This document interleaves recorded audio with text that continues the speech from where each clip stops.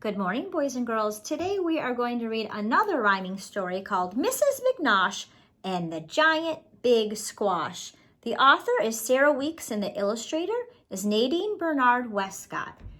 In this story, Mrs. McNosh is so good at gardening that she grows a giant squash. Let's read to find out what does she end up doing with that squash that happens to cause quite a bit of trouble in her town. Mrs. McNosh and the Great Big Squash. First day of spring, Mrs. Nellie McNosh went out to her garden and planted a squash.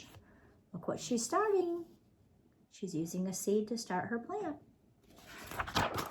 She pushed the seed in with the tip of her toe, and the minute she did it, it started to grow.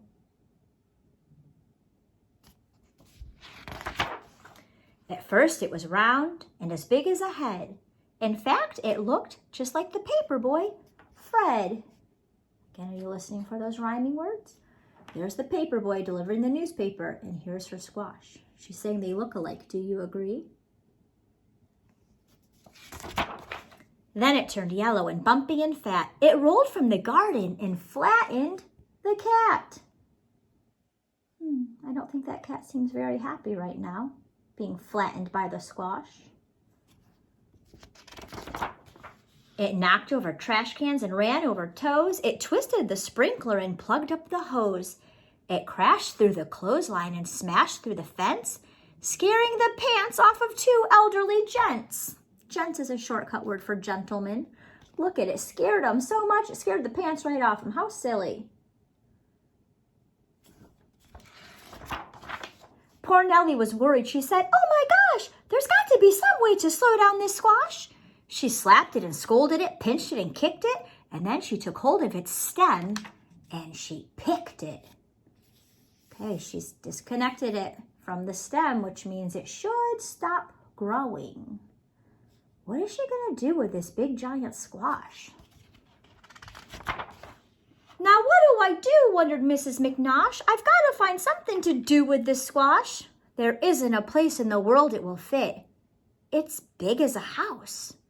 Wait, said Nellie. That's it. What do you think she just realized? What can she do with that squash? Let's find out. And so by the light of a big yellow moon, she scooped and she scraped with a long-handled spoon. And when the sun rose, where was Mrs. McNosh? Curled up, sound asleep. In her big yellow squash. What did she end up doing with that big giant squash?